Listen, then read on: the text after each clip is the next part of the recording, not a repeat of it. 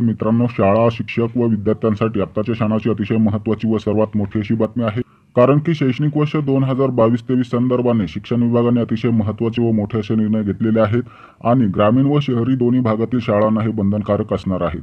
याबाबत सविस्तर पाहूयात. तत्पूर्वी आपल्याला ही माहिती आवडल्यास व्हिडिओ लाईक करा, तसेच नवनवीन अपडेट्ससाठी चॅनलला सबस्क्राईब नक्की करा. तर चला पाहूयात.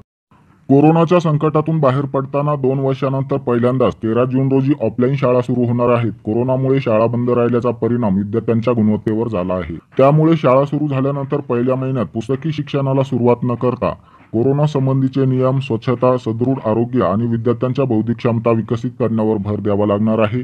त्यासाठी शिक्षकांना जादा तास घ्यावे लागतील, असे शिक्षण विभागाने स्पष्ट केले आहे. कोरोनाच्या काळात भरमसाठ शैक्षणिक शुल्क घेतलेल्या इंग्रजी माध्यमांच्या शाळा पूर्णपणे बंद राहिल्या, पण जिल्हा परिषदेच्या वतीने पारावरील शाळा गृहभेटीतून विद्यार्थ्यांना शिक्षणाचे धडे देण्यात आले.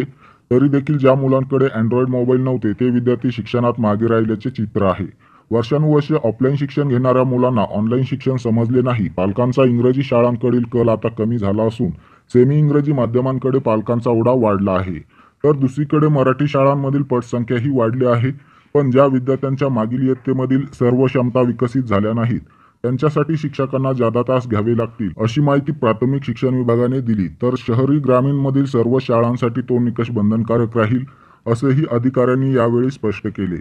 जिल्ह्यातील ग्रामीण भागात जिल्हा परिषदेसह खाजगी प्राथमिकच्या 3746 तर शहरात 221 शाळा आहेत.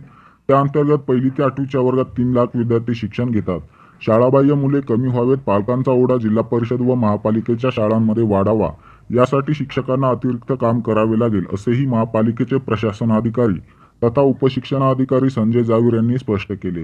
तर कृतीतून शिक्षणावर अधिक भर. कोरोना काळात विद्यार्थ्यांना ऑनलाईन शिक्षण दिले. घरी बसून राहिल्याने विद्यार्थ्यांचे वजन वाढले, तर काहींना डोळ्यांचे, कानाचे विकार जडले. त्यामुळे विद्यार्थ्यांना मैदानी खेळासाठी प्रोत्साहित केले जाणार आहे. कृतीयुक्त शिक्षण त्यांना दिले जाणार आहे, जेणेकरून त्यांच्या शारीरिक अडचणी दूर होऊन मुले शिक्षणात रमतील, हा हेतू आहे. तर 10 जूनला CEO घेतील बैठक. कोरोना काळात विद्यार्थ्यांचे झालेले नुकसान जादा तासातून भरून काढले जाणार आहे. शाळा सुरू झाल्यानंतर विद्यार्थ्यांची शाळेतील उपस्थिती वाढावी, यासाठी पहिल्या महिन्यात कशाप्रकारे अध्यापन करावे, यासंबंधीचे नियोजन केले जाणार आहे.